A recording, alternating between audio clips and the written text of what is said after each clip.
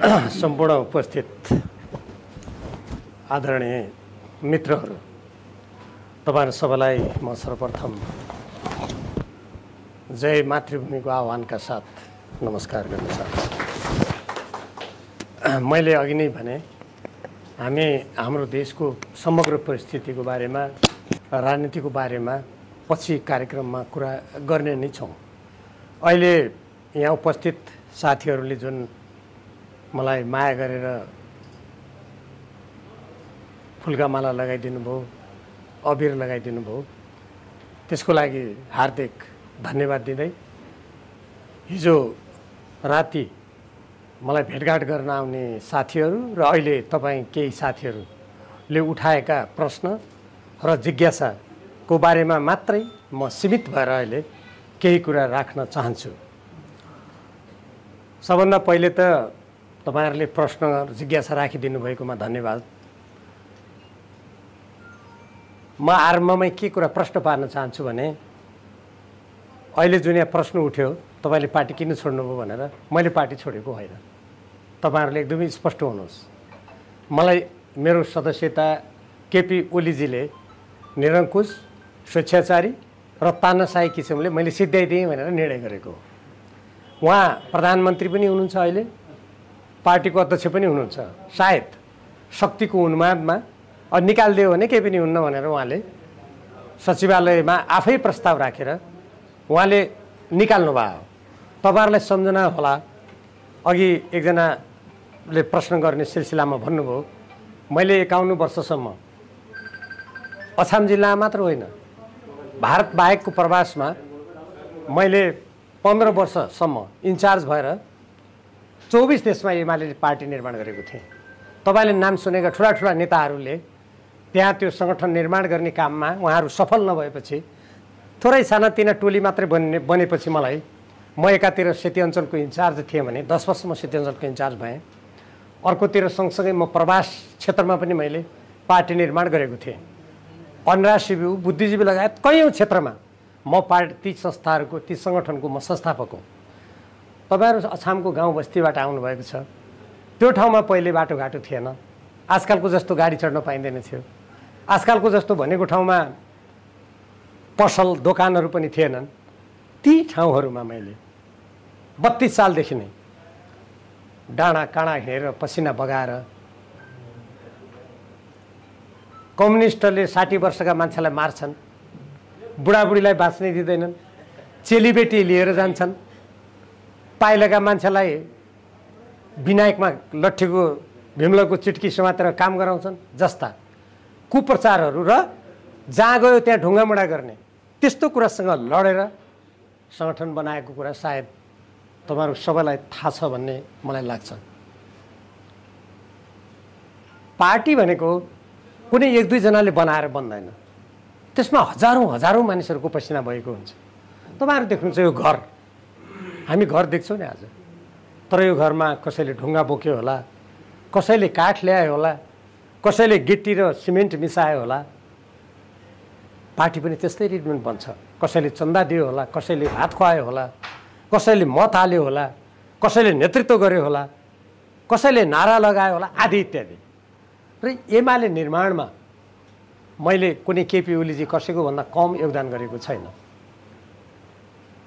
त्यही भएर मैले अछाम जिल्लाबाट मेरो एकल र सर्वसम्मत नाम सिफारिस हुँदाखेरि पनि मैले पार्टी छोडेर हिँडेको होइन। त्यो निकै ठुलो अत्याचार थियो। साँच्चीकै भन्नुहुन्छ भने जुन तपाईहरुले मलाई 48 सालदेखि नै आफ्नो अमूल्य मत दिएर देशको उपप्रधानमन्त्री, गृहमन्त्री, रक्षा मन्त्रीसम्म पुग्ने तपाईहरुले आधार दिनुभयो, त्यो मलाई निकाल्नु भनेको त्यो मेरो मात्रै अपमान थिएन, तपाईहरु समर्थन गर्ने त्यहाँका सम्पूर्ण जनताको अपमान हो त्यो। किनभने म एक्लै मात्रै होइन नि संगठन भनेको, तपाईहरु सबै हो नि। त्यसैले मैले संगठन भनेको कसैको कम्पनी पनि होइन। अलि कडा शब्दमा भन्ने हो भने कसैको बाबुको अपताली पनि होइन। त्यो हजारौं मानिसहरूको पसिनाले बनेको साझा घर हो। त्यो साझा घरमा यो मेरो घर हो, तँलाई निकाल्दिन्छु भनेर त्यो कुनै नैतिक मान्छेले त्यस्तो भन्न मिल्दैन। जहाँसम्म पार्टीमा मतभेदको कुरा छ, हेर्नुहोस् न, लोकतन्त्रमा त छलफल हुन्छ नि, मतभेद हुन्छ नि, तपाईँहरूले मैले बोलेका कुरा कतिले सुन्न पाउनु भएको छ? यदि कुरा राख्दाखेरि कसैलाई गालीगलोज गर्यो, अपशब्द प्रयोग गर्यो भने त्यो गलत हो, त्यस्तो गर्नु हुन्न। तर राजनीतिक रूपमा आफूलाई लागेको कुरा भन्न पाइँदैन र? अहिले मलाई प्रश्न गर्न तपाईँले नपाउने र के भन्नै नपाइने? के लोकतन्त्र के भयो त त्यो? अनि के को त्यो प्रजातन्त्र लोकतन्त्र भयो त त्यो? नेताले चाहिँ जे पनि भन्न पाउने, अरूले टाउको मात्र हल्लाउनु पाउने, त्यो त निरङ्कुश व्यवस्था हो। त्यसलाई त हामी त्यसको विरुद्ध त लडेका हामी। म हेर्नु 17.5 वर्षको उमेरमा जेल परेको म पहिलोचोटि अछाम जस्तो ठाउँबाट गएर। कल्पना गर्नुहोस् त, अछामबाट काठमाडौँ पुग्न 10 दिन लागेको थियो, धनगढी आउन पैदल 5 दिन लागेको थियो। अहिलेको जस्ताका रेल थिएन, कोइलाले चल्ने रेल, काठ गोदामबाट आएको रेलमा, कोइलाले चल्ने रेलमा म लखनऊ गएको थिएँ, त्यहाँबाट रक्सोल गएको थिएँ र काठमाडौँ पुग्दा कान कोट्याए कोइलाकै धुलो, नाक कोट्याए कोइलाको धुलो आएको थियो। त्यस्तो बेला थियो, त्यो त्यति सजिलो दिन थिएन। त्यसकारण मैले पार्टी सङ्गठनलाई ठिक बाटोमा जाओस्, ठिक तरिकाले यो काम गरोस् भनेर त्यहाँभित्र सङ्घर्ष गरेँ मैले। उदाहरणको लागि तपाईँहरूले अछाम जिल्लाको कुरा गर्दाखेरि या सुदूरपश्चिमको कुरा गर्दा या नेपालका गाउँ र बस्तीहरूको कुरा गर्दा त्यहाँ हजारौँ मानिसहरू गरिबीबाट पिल्सिएको त देख्नु भएको छ नि। तपाईँहरूले उत्तर दिनु परेन मलाई, तर मनमनमा उत्तर दिनुहोस्। म एउटा प्रश्न सोध्छु, म आफैलाई उत्तर दिनुहोस्, मलाई भन्नु परेन। तपाईँहरू आफ्नो त्यो चिसो बतास, चिसो पानी, आफ्ना गाउँघर, आफ्ना रामरङ्ग, आफ्ना दाजुभाइ छोडेर यहाँ किन आउनु? के को लागि आउनु? के तपाईँलाई पुनाको साह्रै माया लागेर आउनुभएको हो? मलाई उत्तर दिनु परेन, आफैलाई उत्तर दिनुहोस्। कम्युनिस्ट पार्टीले भन्यो 6 सालदेखि नेपाली जनताले नेपालमै रोजगारी पाउनुपर्छ, नेपालका नदी नाला वन जङ्गल जडीबुटी जनशक्ति नेपाल बनाउनको लागि उपयोग हुनुपर्छ। भयो त? अहिले गणतन्त्र ल्याउँ होइन? कति मान्छेले देश छोड्यो तपाईँहरूले हेर्नुभयो होला। 1 करोड मान्छेले झन्नै नेपाल छोडिसक्यो। 2 करोड 94-95 लाख भएको देशमा कल्पना गर्नुहोस्। अझ त्यसमा पनि जो अलि बल्ल पाखुरा छन् नि, युवा पङ्क्ति, जो नयाँ शिक्षा हासिल गरिरहेका छन्, कोही कम्प्युटर इन्जिनियर छन्, कोही सञ्चार विज्ञ छन्, कोही चलचित्र विज्ञ छन्, विभिन्न सिप भएका मान्छे आज देशमा बस्न कोही पनि तयार छैन। कम्युनिस्ट पार्टीले यस्तो समाज, यस्तो कुरा ल्याउनको लागि परिकल्पना गरेको होइन। त्यसकारण मैले चाहे नेकपाको बहुमतको सरकार होस्, चाहे एमाले होस्, यो दिशामा जान मिल्दैन भनेर मैले त्यहाँभित्र आवाज उठाएको। त्यस्तो गर्न मिल्दैन। राज्यले नीति ल्याउनु पर्यो। म यो भन्दिनँ कि रातारात सबै चिज हामीले सोचे जस्तो हुन्छ, त्यस्तो मैले भन्न खोजेँ होइन। म 2035 सालमा यो पुनामा आएको थिएँ रेल चढेर मुम्बईबाट। 35 सालबाट आज आउँदाखेरि धेरै ठुलो परिवर्तन भएको मैले देखेँ। किन भयो त्यो परिवर्तन? त्यो रातारात त भएको होइन। 35 सालदेखि आजसम्म गणना गर्नु त कति वर्ष भयो? तर त्यो परिवर्तनतर्फ यहाँको राज्य, यहाँका काम गर्ने मान्छे गएर नै यो परिवर्तन भयो। म काठमाडौँबाट पुना आउन लागेका मान्छे जहाज चढेर धनगढी गरेर सापे जान थालेपछि यहाँ आइपुग्ला त फर्किनु त पर्यो, त्यतातिर पाइला त चाल्नु पर्यो। त्यो भएन। मैले त्यसको विरोध गरेको। यस्तो गर्न मिल्दैन। तपाईँहरूले चाहिँ चुनावी घोषणापत्र कतिका मान्छेका हेर्नु भएको छ? त्यो चुनावी घोषणापत्रमा के लेखेको छ पढ्नुहोस् त फेरि एकचोटि दोहोऱ्याएर। म अहिले भन्दिनँ, तपाईँहरू घर गएर पढ्नु होला। नेपाली काङ्ग्रेस, एमाले, चाहे जो पार्टी छन्, त्यसले चुनावको बेला के लेखेको छ पढ्नुहोस् त। आफूले लेखेको कुरा आफूले मान्नुपर्छ कि पर्दैन? मैले भने किन लेखेको त्यो? लेखे अनुसार काम गर। आज हेर्नुहोस् त देशमा भ्रष्टाचार 2 खर्ब 75 अर्ब भने कति भयो? मेरो भन्दा हिसाब आउँछ तपाईँहरूको तगडा होला। 1 करोडमा 100 लाख हुन्छ नि, सबैलाई थाहा छ नि। 1 करोडमा 100 करोड हुन्छ भन्ने पनि हामीलाई थाहा छ। 1 खर्बमा 100 अर्ब हुन्छ भने पनि हामीलाई थाहा छ। 2 खर्ब 75 अर्ब भ्रष्टाचार भने के हो? यो मेरो हातमा पर्यो भने म कानुन ल्याएर यो अपराध गर्नेलाई फाँसीको सजायमा चढाइदिन्छु। अनि यस्तो गर्न पाइन्छ? अनि यो गर्ने को छन्? जो मुख्य, जसको हातमा धेरै अधिकार छ नि, उनकै आशे पाशे नातेदार, उनका मान्छे। अनि यस्तो गर्न मिल्छ? भारत ठुलो देश छ होइन? जनसङ्ख्या पनि धेरै छ। तपाईँहरू यहाँ विभिन्न काम गरिरहनु भएको छ, आफ्नो बाध्यता छ। अब कोही कोही पुर्खाहरू आएको हुनाले सँगसँगै त्यत्तिकै पनि आउनुभयो होला।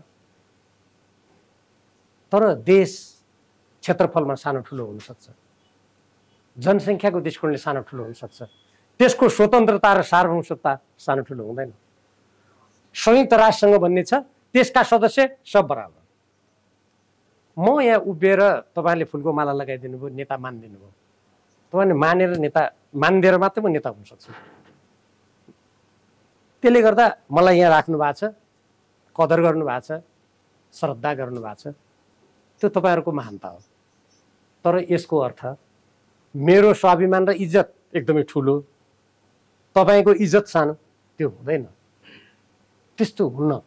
सबै मान्छेको इज्जत र प्रतिष्ठा स्वाभिमान बराबर हुन्छ, त्यसको जिम्मेवारी मात्रै फरक हुन्छ। बुझिराख्नुहोस्, केपी ओली प्रधानमन्त्री हुनुहुन्छ, उहाँलाई देख्यो भने म अहिले पनि टाढैबाट नमस्कार गर्छु। मेरो व्यक्तिगत रिसिभी केही पनि छैन, शेरबहादुर देउवासँग पनि छैन। म राजनीतिक र विचार कार्यक्रम पार्टीले लिएका कुराको नीति किन मिच्यो भनेर म लडिरहेको कुरा मेरो त्यो होइन। त्यसैले अब अलिक छोटो छोटो गर्नुपर्ने भयो। मैले यो यतिका कुरा मैले किन भनेको भने मैले पार्टीमा तपाईँलाई यत्रो लामो वर्षसम्म काम गर्दा किन यस्तो व्यवहार गर्यो भन्ने जुन प्रश्न गर्नुभयो साथीहरूले, मैले देशको स्वाधीनताको लागि, श्रम गरी खाने जनताको हक अधिकारको लागि, हाम्रा नदी नाला जल स्रोत श्रम हाम्रा जति पनि प्राकृतिक स्रोत छन् त्यो देशको लागि सदुपयोग गर्ने जुन पार्टीले कुरा गरेको थियो त्यो बाटो छोड्यो। मैले त्यो छोड्न पाइँदैन भन्दा उहाँहरूलाई पचेन। गएको चुनावको म यसै कुरासँग सानो कुरा जोड्छु। गएको चुनावमा तपाईँहरू को अब नेपाल जानुभएको थियो, त्यो त अहिले मैले सोध्नु पनि परेन, तर देख्नुभयो होला, नदेखे पनि सञ्चार माध्यममा आजकल त हात हातमा मोबाइल छन्, अनलाइनमा समाचार हेर्नुहुन्छ, युट्युबमा हेर्नुहुन्छ, नथाहा पाउने कोही पनि छैन। त्यो बेला हेर्नुहोस् त, नेकपा एमालेका कार्यकर्तालाई झापामा केपी ओलीजीले हलामा भोट हाल्न लगायो, थाहा छ नि, राप्रपाको सभापतिलाई झापा क्षेत्र नम्बर 3 मा, थाहा पाउनु भएको छ नि। राप्रपा नेपालका अध्यक्षलाई मकवानपुर जिल्लामा टिकट दियो, एमालेका कार्यकर्ताले 7 दिनसम्म कार्यालयमा तालचा लगाए, अन्तमा आँसु खसाले, केपी ओलीले त्यसमा तानाशाही लागू गर्यो, पछि उनीहरू लुतुर्क परेर बसे। र जसलाई भोटाला भनेको थियो केपी ओलीजीले, कतिले हाल्यो होला, कतिले चित्त बुझेन, उसले हार्यो, राप्रपा नेपालका सभापतिले। जनता समाजवादी पार्टी भन्ने छ, त्यसको चुनाव चिन्ह छाता छ, उसलाई 17 सिट दियो, 17 सिट। 51 वर्ष यो पार्टीको देश विदेश विद्यार्थी बुद्धिजीवी मानवाधिकार यत्र तत्र संगठन बनाउनेलाई टिकटै नदिने, एमालेका कार्यकर्तालाई 17 ठाउँमा आँसु खसालेर छातामा भोट हाल्न लगायो। यस्ता कुराको मैले विरोध गरेँ। यस्तो गर्न पाइँदैन यस्तो गर्न। तपाईँहरू यहाँ चाहिँ भोलि मान्नुहोस्, उदाहरणको लागि ल मैसँग भनौँ, तपाईँहरूले मलाई साथ दिनुभयो, मैले हामीले पार्टी बनायौँ, उम्मेदवार दिनुपर्ने हो, एकछिन मानौँ उदाहरण है। तपाईँहरू यत्रो चाहिँ विदेशमा बसेर पनि आफ्नो काम छोडेर आउनुभयो होला, अहिले कतिले चाहिँ टाढाबाट आउनुभयो होला, कतिले त्यो यहाँ त अटो रिक्सा भन्छन् क्या, हामी टेम्पो भन्छौँ उतातिर, या ट्याक्सीमा पैसा तिर्नुभयो होला, या रेलमा तिर्नुभयो होला, यहाँ आउनु भएको छ नि। अनि तपाईँहरूले सङ्गठन बनाउन योगदान गर्नुभयो, भोलि फ्याट्टा लाएर तपाईँहरूको यहाँ खुखार विरोधी तपाईँलाई कुच्याउने जो थियो, मैले उसलाई उम्मेदवार दियो भने के हुन्छ कि? त्यस्तो गर्न पाइन्छ? यो पङ्क्तिमा बस्ने मान्छेहरू कति दिनदेखि काम छोडेर हिँडिरहनु भएको छ, हामी बोईसर मुम्बई अनेक ठाउँ गएको छौँ। अनि भोलिपल्ट फ्याट्ट मुम्बईमा कसले मेरो खल्टीमा अलिकति बुझिहाल्नुभयो, घुवासा हालिदिन्छ या हातमा लगाइदिन्छ, अनि म चाहिँ यी के हुन् र ठक्क टिकट दिएँ भने त्योभन्दा गद्दारी ठुलो केही हुन्छ? मैले त्यसको विरोध गरेको, त्यस्तो गर्न पाइँदैन। तपाईँ अछाममै हेर्नुहुन्छ भने अछाममा जुन मान्छेलाई उम्मेदवार दियो 1 नम्बरमा, म उहाँप्रति मेरो व्यक्तिगत भन्नु केही छैन, कहिलेदेखि आउनुभयो उहाँ मानेर। म 17.5 वर्षको उमेरमा जेल परेको 32 सालमा। अछाममा कम्युनिस्ट भन्ने नै थिएन, थाहा पाइराख्नुहोस्, त्यसको बिउ रोप्ने मान्छे हो म, बिउ। अब यहाँ पर्वाका साथीहरू धेरै हुनुहुन्छ, कति त मेरा नातदार पनि हुनु होला, मलाई साँपेबाट भन्दाखेरि के भन्दा थियो, म भन्दिनँ त्यो कुरा, घाट छ होइन त बुढीगङ्गा, मनमनमा मात्रै सोच्नुहोस् के भन्दा थियो मलाई। अनि कहिले बनायो? केपी ओलीले बनायो, त्यहाँ आएर पार्टी बनाएको थियो। कहिले अनुहार देख्नुभएको थियो केपी ओलीको? तपाईँहरूले गाउँ बस्तीमा या अहिलेका शङ्कर पोखरेलको कोही तपाईँहरूले अनुहार देख्नु भएको थियो त्यो सङ्गठन बनाउँदा? त्यो गाउँ गाउँमा ढुङ्गा मुढा खाने बेला को थियो? अनि मलाई टिकट नदिने, त्यो सूर्यलाई छेक्ने कालो छाता होइन, अनि त्यसमा 17 टिकट 17 ठाउँमा मत हाल्नु, यो भनेको अनैतिक सिद्धान्तहीन कम्युनिस्ट पार्टीको विचार विरोधी काम हो। म त्यसको विरुद्ध उभिएको। अब यो कुरा किन निकाल्यो भन्दा अब उहाँको हातमा अधिकार भयो, अब मन परेन निकालिदियो। अनि अछाममा अहिले मैले भनिसकेँ, तपाईँ जसलाई जिम्मा दिएको देख्नुहुन्छ नि, उहाँले के पार्टी बनायो, के बनायो पार्टी। अघि एकजना मान्छेको नामले, म त नाम व्यक्तिगत मेरो कसैसँग केही नभएर म नाम लिन कसैको पनि, तपाईँले बुझिहाल्नुहुन्छ मैले सङ्केत गरेपछि। जसलाई सुदूरपश्चिमको मुख्य नायिका बनाएको छ, 1 दर्जनभन्दा बढी हाम्रा कार्यकर्ता मारेको छ। तपाईँलाई कतिको थाहा छ? चक्र डगौरा चौधरी भन्ने थारू समुदायको सबभन्दा ठुलो नेता हो, कैलालीको अधिवक्ता पनि हो, वकिल पनि, चुनाव लडेर जितेर सांसद भइसकेका मान्छे हो। त्यो अहिले कैलालीको पार्टी कार्यालय देख्नुहुन्छ नि, मेरो नेतृत्व मैले बनाएको। पार्टी फुट्याए बेला 54 सालमा पार्टी फुट्याए बेला 29 लाख खर्च गरेर भवन बनाउँदा कति दुःख भयो होला। त्यही भवनमा एउटा कार्यक्रम गरेर घर जान्ला मान्छेलाई बिना कारण, अहिलेसम्म कारण दिएको छैन। किन मार्यो? हामी कारण खोज्दै थियौँ, अब त दुईटै पार्टी एक भयो, अब कारण खोज्नै बन्द भयो। लखेटी पेस्तुलले हानेर मारिदियो। बाजुराको ताराचन्द्र रेग्मीको नाउँ सुन्नुभएको छ? उपसचिव हुनुहुन्थ्यो, साह्रै बेस मान्छे, मौरेबाट अपहरण गरेर खाल्डामा हालेर मारिदियो। के दोष थियो उहाँको? अनि आज उनीहरू जसले एमालेलाई सिद्ध्याउनलाई काम गर्यो, उनीहरू चाहिँ त्यसका हर्ताकर्ता, जसले 17 वर्षको उमेरदेखि जेल नेल खाएर अछामका डाँडा काँडा उकाली ओह्रालीहरूमा पसिना बगायो, अनि उसलाई पार्टीबाट निकाल्ने कुरा जुन गरिएको छ, यो के हो त भने, यसको कारण के हो भन्ने कुरा जुन उहाँले सोध्नु भएको छ, यसको कारण के हो भने मैले देशको स्वाधीनताको पक्षमा निडर भएर आफूलाई उभ्याएँ। तपाईँले एमसिसीको कुरा सुन्नुभयो होला नि, संसदमा मैले बोलेको कतिको सुन्नु भएको छ। नेपालमाथि असमान सन्धिसम्झौता थोप्रिनु पर्दाखेरि मैले ठुलो देश हो कि मैले कुनै वास्ता नगरेर यो नेपालको कानुन मिच्न पाइँदैन, नेपाली जनताको स्वाधीनता मिच्न पाइँदैन भनेर म बोलेँ होइन। अरू थुप्रै कुरा बोलेको छु, तपाईँहरूलाई अब त्यो गरेर धेरै लामो हुन्छ। हो, यस्ता कुराहरू मलाई मन परेन, मलाई निकालिदियो। अहिले तपाईँहरूले यहाँ फुल पनि माला लाउनु भयो, टिका पनि लगाइदिनु भयो होइन। यो हाम्रो संस्कृति हो नि। टिका लगाउनु मैले नलाऊ भने तपाईँहरूको चित्त दुख्थ्यो नि। मैले बरु थोरै लाउनु सुने नलाऊ भने नि, किनभने हाम्रो संस्कृति हो नि, मैले सम्मान गर्नुपर्छ नि। तर केपी ओलीजीले एकनाथ ढकाल भन्ने परिवार दलको सदस्य, जसले यो संस्कृतिलाई ध्वस्त गर्न संसारभरबाट पैसा खाएको छ, उसलाई 1 नम्बरमा समानुपातिकमा राखेको छ। नेपाल परिवार दलको सभापति छन् उनी, अर्कोतिर एमालेको 1 नम्बर समानुपातिकको सांसद। तपाईँलाई कानुन कतिको थाहा छ? पक्कै थाहा होला। एकजना मान्छे एकैपटक 2टा पार्टीको सदस्य हुन्छ, तर केपी ओलीले बनाइदियो। म त कानुनको पनि विद्यार्थी हुँ नि। संविधानमा आउने बेला 8 वर्षसम्म पार्टीको तर्फबाट संसद संविधान सभामा सबभन्दा अघिल्लो पङ्क्तिमा लड्ने मान्छे हो म पार्टीको तर्फबाट। भनेपछि त्यस्तो गर्न मिल्छ?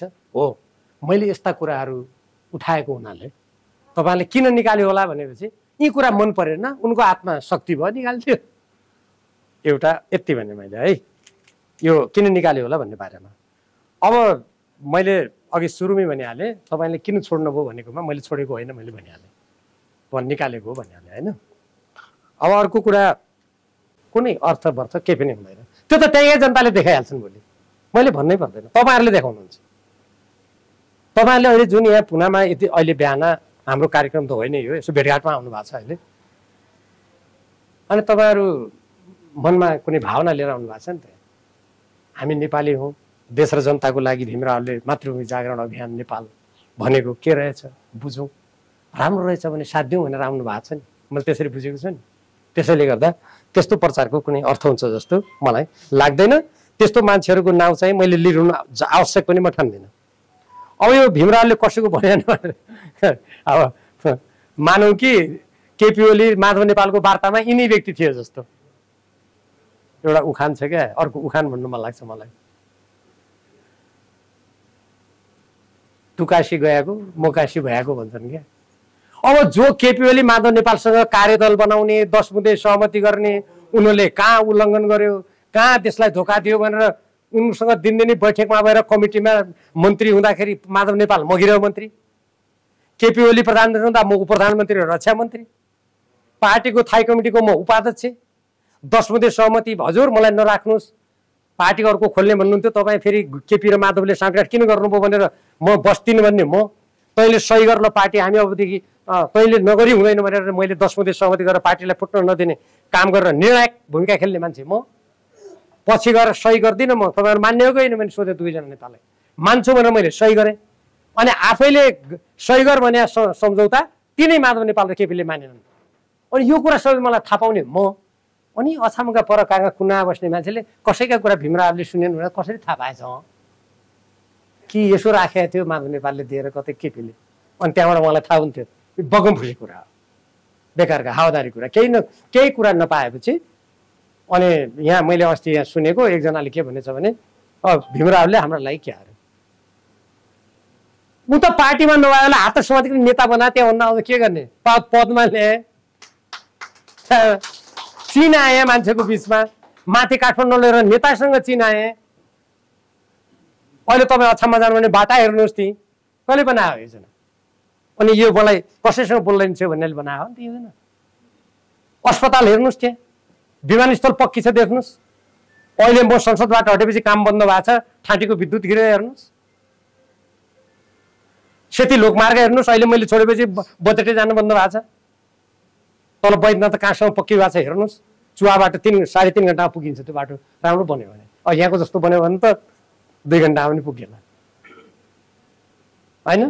अहिले त्यो मध्य पहाडी लोकमार्ग हेर्नुहोस्, रानी जमरा कुलरी हेस्ट चाहिँ हेर्नुहोस्। अनि खै यिनले बनाएका हुन् कि क्या हो त्यो यता भन्नेले? अब यस्ता कुराहरू भने मलाई लाग्छ केटाकेटी जस्तो जनता के थाहा पाउँदा हो नि, ज्या भन्दा पनि हुन्छ, त्यस्तो होइन। म त त्यस्तो ठान्दिनँ। तपाईँहरू प्रत्येक व्यक्तिको हातमा मोबाइल छ, सबै कुरा तपाईँलाई थाहा छ। यो खालि मैले कोटै मात्रै दिएँ। त्यस कारणले गर्दा यस्ता कुराको भ्रममा कोही पर्छ जस्तो मलाई लाग्दैन। तपाईँहरू पक्कै पनि पर्नुहुन्न होइन। अब एउटा साह्रै महत्त्वपूर्ण राजनीतिक कुरा छ, त्यसपछि म यो तपाईँहरूको प्रसङ्ग सिद्ध्याउँछु। अब तपाईँले यत्रो 51 वर्ष काम गर्नुभयो, अहिले मातृभूमि जागरण अभियान भनेर देशलाई कहाँ लानु खोजेको भन्ने प्रसङ्ग छ। यो देशलाई भ्रष्टाचारबाट बाहिर लैजानु खोजे। 1, 2 यत्रा नेपालीहरू अब देशभित्र पसिना बगाउनु भन्दा विदेशमा मात्रै पसिना बग्न थाल्यो। देश त उजाड हुन लाग्यो। बाटो एउटा बनाउनु पर्यो भने त्यहाँ पिच गर्ने मान्छे छैन, सबै विदेशी। अलकत्रामा आगोमा अलकत्रा पगालेर हाल्ने पनि नेपाली छैन।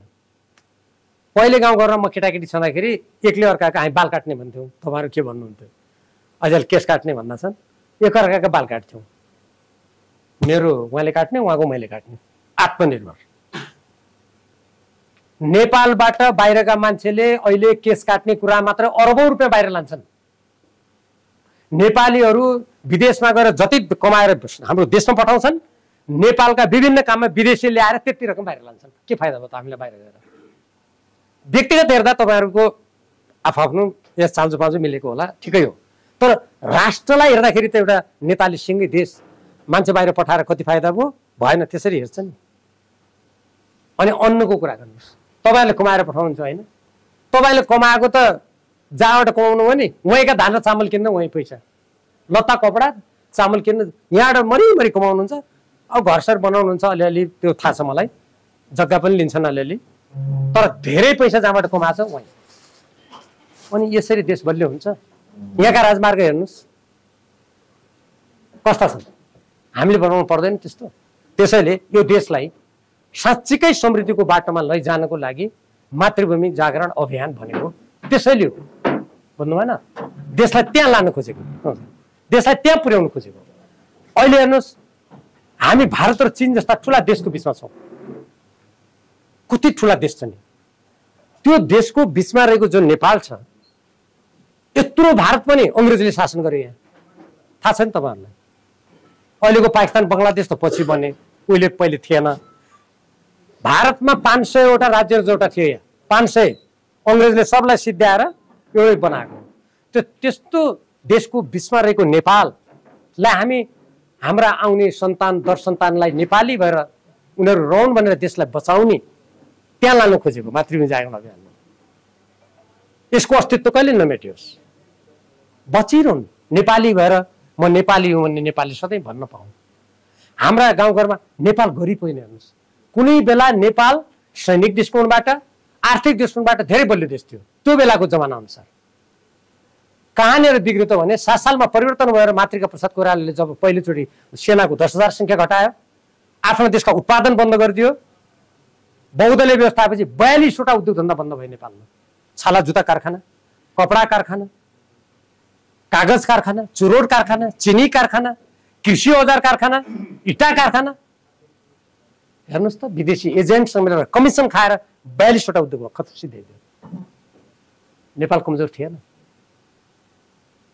पहिले। अहिले त कस्तो छ तपाईँलाई थाहा होला होइन। म सुरुमा धेरै वर्ष अगाडि यहाँ आउँदा हाम्रा बम्बईवाला, उतिबेला बम्बईवाला भन्ने चलन थियो। गुड र जिरा पनि लैजाँदा हामी केटाकेटी त गुड खान पाइन्छ बम्बईवाला भनेर, बम्बईवाला आएपछि तल पुग्ने लिन गुड दिन्छ भनेर क्या। यो खालि सजिलो बनायो मैले, कस्तो थियो त्यो गाउँ भनेर। अब त्यस्तो हाम्रो देश जहाँ तपाईँलाई पनि थाहा होला, अलिकति उमेर अलि पाकालाई, पछिल्लो पुस्तालाई त थाहा छैन, हामी केही पनि किन्दैनौँ। हामी नुन एउटा हो, त्यो नुन पनि किन्ने होइन, चामलसँग साट्ने, 4/5 2/3 यस्तो हुन्थ्यो। अर्थात् 4 चामल दिने 5 नुन, अनि 4 नुन लिने। चामल भन्दा नुन महँगो क्या, किन भोटबाट आउँथ्यो। अरू सबै चिज मान्छे गाउँ बनाउँथे। कपडा पनि आफै बुन्थ्यो, उइटो र चर्खा। मेरो घरमा 7वटा चर्खा थिए। बुट्टा खानु पर्यो भने छिपा काठको हुन्थ्यो, सिम ल्याएर कस्तो बुट्टा हाल्ने, छिपा लगाएर। त्यस्तो देश थियो। आज हेर्नुहोस् त। हो, मैले कहाँ लानु खोजेको भने देशले उत्पादन गर्नु पर्यो, उद्योग धन्दा खोल्नु पर्यो, आफ्नो साधन स्रोत उपयोग गर्नु पर्यो, जनतालाई देशभित्र काम दिनु पर्यो। सबै जनतालाई बाहिर पठाएर म देश विकास गर्छु भनेर अब सधैँ अर्काकै ठाउँमा पसिना बगाउँछ, हामी यही ठिक छ भन्यो भने त अब त्यो त मलाई मन पर्दैन त्यस्तो कुरा। किन आफ्नो देश भन्ने त? त्यसो भए त्यहीँ जन्म्यो, त्यहीँ हुर्क्यो, त्यहीँ पसिना बगायो, न नागरिकता छ। कतिजना लिनु भएको छ नागरिकता? मलाई लाग्छ ऊ एकजनाले ठाड 2जना रहेछन्, सबका छन्। आधार कार्ड हो कि नागरिकता हो? अब नागरिकता भएपछि त अर्काकै देशका भइगए। फेरि म त्यो भने चित्त नदुखाउनु। नागरिकता लिने हो भने अर्काकै देशका मान्छे भइहाल्छ। नागरिकता भनेको आधार कार्ड भने खालि सुविधा लिने हो, त्यो नागरिकता होइन। होइन त जे होस्, अब नागरिकता लिएका मान्छे पनि अमेरिका, अस्ट्रेलिया, म त धेरै देश गएँ। हेर्नुहोस्, उहाँका नेपालीसँग यसरी भेला हुँदाखेरि उनीहरू के भन्ने मलाई भने, तपाईँले सांसद भएर त्यहाँ कानुन संशोधन गर्नुहोस्, एकपटकको नेपाली, सधैँको नेपाली। नागरिकता लिएको पनि त्यसो भन्दा पनि सुन्दैछु, कति माया रहेछ। तपाईँहरू पनि माया भएर आउनु पनि, नागरिकता लिएर के गर्नु र? मन त मेरो नेपाली भन्ने गीत छ नि होइन? त्यसैले मैले चाहिँ मातृभूमि जागरण भनेर कहाँ पुर्याउनु खोजेको भनेको त्यो। म पार्टी फुटाएर हिँडेको होइन है, एकदमै दोहोऱ्याएर भन्छु। पार्टी फुटाउने 1 नम्बर केपी ओली। कसरी? नेपाल कम्युनिस्ट पार्टीलाई 2/3 तपाईँले मत दिएर पठाएको बेला उनले प्रतिनिधि सभा विघटनै गरिदियो। 51-52 को मनमोहनको सरकारमा म पनि थिएँ। हेर्नुहोस् त, 9 महिनामा कति लोकप्रिय त सरकार। आफ्नो आफै बनाऊ, वृद्ध भत्ता, दलित भत्ता। अहिले पनि एमालेका कतिपय त्यही नाउँ लेखेर गाउँ गाउँमा जाँदछन् अहिले पनि। अनि त्यो झन्नै 2/3 को सरकारले त धेरै गर्न सक्थ्यो नि। के भयो त? प्रतिनिधि सभा विघटन, पार्टी फुट हुँदा माधव नेपाल, झलनाथ खनाल भूमिगत कालमा पनि 39 सालको पार्टीको सचिव, त्यति बेला सचिव भन्ने चलन थियो, अहिले अध्यक्ष आयो। पार्टी खुला भइसकेपछि बुटोलको महाधिवेशन 8औं महाधिवेशनबाट निर्वाचित अध्यक्ष, देशको प्रधानमन्त्री। माधव नेपाल 14 वर्ष महासचिव हुनुभयो पार्टीको। प्रधानमन्त्री सीपी मैनाली, वामदेव गौतम, म दर्जनौंको नाम लिन्छु, मेरो नाम पनि त्यहाँ जोडिदिए हुन्छ। अनि यी सबैले निकाल्ने वातावरण सिर्जना गर्ने को? केपी ओली होइन?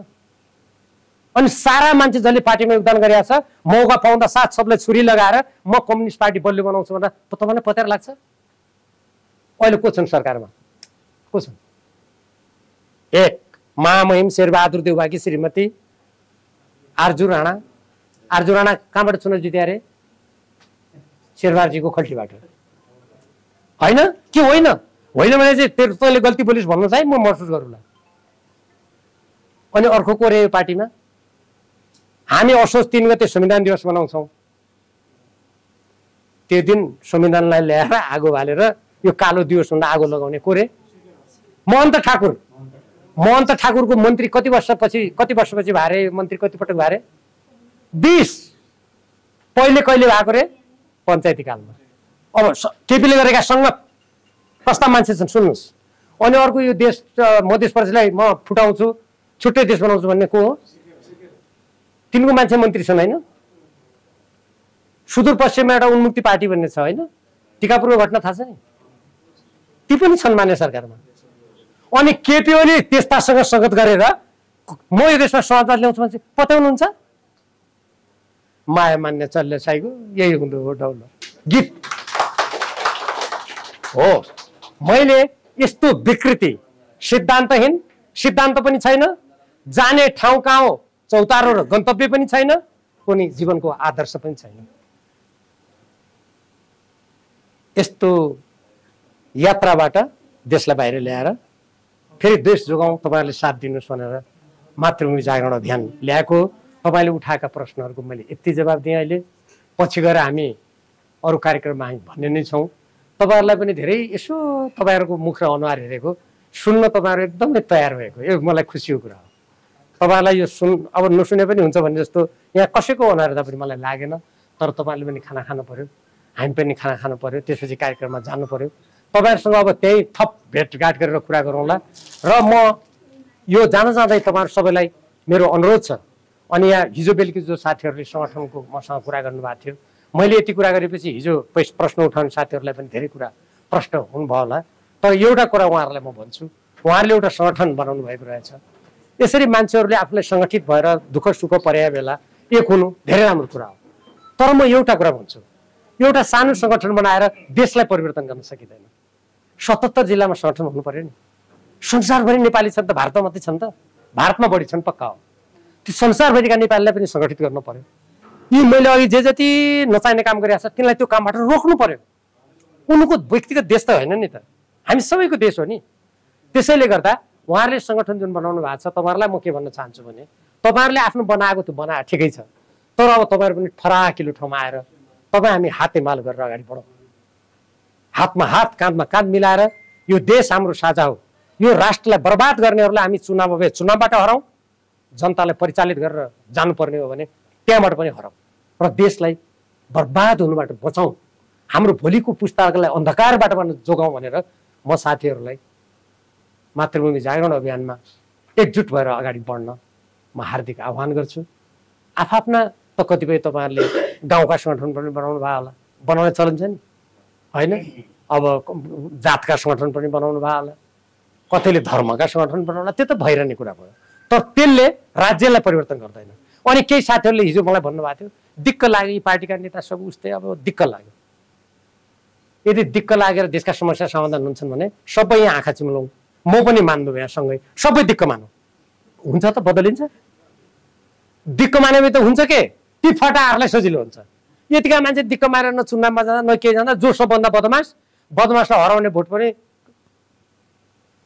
सज्जनको ठाउँमा नपरेपछि त बदमासले झन् खुट्टा हल्लाउने भयो झन् देश बर्बाद हुने भयो त्यसैले दिक्क मान्ने र चिन्ता समस्याको समाधान होइन परिवारमा पनि दिक्क गरेर चिन्ता समस्याको समाधान हुँदैन परिवारभित्र पनि समस्या आयो भने आँटका साथ ल बाटो खोजेको भयो त्यो बाटो समाधान हुन्छ त श्रीमती एकातिर दिक्क मान्ने श्रीमान अर्कोतिर दुःख मान्ने छोराछोरी अर्को दिक्क मान्ने सबै राति झगडा मात्रै गर्ने भने के हुन्छ परिवार सिद्धिन्छ हतामुङ्ग हुन्छ देश पनि त्यस्तै हो त्यसकारण साथीहरूले दिक्क नमान्नुहोस् नेताहरू सबै एउटै छैनन् क्या यी अहिले जो टाउकाहरूले गरिरहेको देख्दाखेरि सबै उस्तो हुन् भन्ने लाग्ला जस्तो मैले आफ्नो बारेमा धेरै भन्न त नहुने हो तर म पदमा यदि बस्न चाहेको भए एउटा कुरा के बुझिराख्नुहोस् भने म आज पनि सजिलैसँग पदमा जान सक्छु यहाँ आएर कसै मान्छेले भीमराल सिद्धो के सामान्य एउटा केनेगीको मान्छे पार्टी परिचय गर्दा मादल ठोकेर नाच्छन् म यत्रो वर्ष काम गरेको यत्रो पढे लेखेको मान्छे जाँदा पार्टी कसैले मलाई स्वागत गर्दैन त यदि मैले मेरो स्वार्थमा गएँ भने माधव नेपालजी त मेरो घरमै 14 जना नेता लिएर आउनु भएको थियो त्यति बेला म सांसद थिएँ मन्त्री भइदिनु पर्यो भनेर पार्टीको नेता हो भनेर त अहिलेसम्म भनिरहनु भएको छ मैले भने नेता हुने कुरा मन्त्रीको कुरा मेरो स्वार्थ होइन देशका यी विषय नागरिकतामा के गर्नुभयो एमसीसीमा के गर्नुहुन्छ रोजगारीमा के गर्नुहुन्छ देशको स्वाधीनता देशको भूगोलको रक्षामा के जवाफ चाहियो भनेको छु मलाई स्वतन्त्र लड भनेर प्रचण्ड जितेको सबैले भनेको थियो देशको जहाँबाट लड्नुहुन्छ समर्थन गर्छ भने मैले भने सांसद खोजे होइन मैले यो देशको भविष्य खोजिरहेको छु भने मैले बुझ्नु त अब अहिले पनि भन्नु न, म यति हिँडिरहेको छु, यति आएको छु, यत्रो बोलिरहेको छु, म किन गरिरहेको छु? यत्रो वर्ष काम गरियो, अछाम जस्तो ठाउँबाट आएर त्यत्रो सङ्घर्ष गरियो, जेल खाइयो। अब यसले कपाल फुल्या बेला, चुप लाग्यो भने त देश बिग्रिन लागेको बेला भीमराव चाहिँ आनन्दसँग घरमा बसेर अब किताब लेख्न थाल्यो भनेर भन्ने नहोस् इतिहासमा। देशप्रतिको दायित्व अन्तिमसम्म पनि लडेर देशलाई ठिक ठाउँमा ल्याउनुको लागि जनताको बिचमा जाउँ भनेर म आएको हो नि। मेरो अरू के स्वार्थ, के पनि स्वार्थ छैन। त्यस कारणले गर्दा मेरो साथीहरूलाई के छ भने उच्च मनोबलका साथ रहनुहोस्, आफ्नो ठाउँबाट योगदान गर्नुहोस्। म यसको मतलब यो भन्दिनँ कि तपाईँ सबैले बराबर एकै गर्नुपर्छ, म भन्दिनँ। किन सबै मान्छेको आफ्नो स्थिति हुन्छ, भारी पनि बोझ पनि। अब यहाँ वरिपरि त धेरै ठुलो जिउ भएका छैनन्, अलि मोटो सागरजी हुनुहुन्छ। सागरजीले उठाउने भारी र मैले उठाउने भारी एउटै हुँदैन, हुन्छ त? उहाँ जवान मान्छे हेर्दा बलियो देखिनुहुन्छ, अब म कपाल फुलिसकेको मान्छे उहाँ जस्तै बलियो पनि देखिन्न। उहाँले उठाउने तौल र मैले उठाउनु त फरक हुन्छ। यो मैले उदाहरण तपाईँलाई बुझ्न सजिलो के पारे भने तपाईँहरूले फरक योगदान गरे पनि त्यो योगदान सानो ठुलो हुनसक्छ, तर महत्त्वपूर्ण हुन्छ। अब आफ्नो ठाउँबाट योगदान गरौँ, नेपालको भविष्यलाई बिग्रिन नदिउँ। तपाईँहरू आज बिहान यहाँ आउनुभयो, हार्दिक धन्यवाद छ। अब कार्यक्रममा सबैलाई चुली निम्तो त उहाँहरूले दिएकै होला, नत्र मैले दिएँ। अनि बाँकी तपाईँहरूको अहिले जो छैन, दाजु भाइ दिदी बहिनी को कहाँ छन्, यहाँ त कुरा सुन्नै पर्ने रहेछ, आइजा भनिहाल्यो। नमस्कार सर, धन्यवाद। जय मातृभूमि।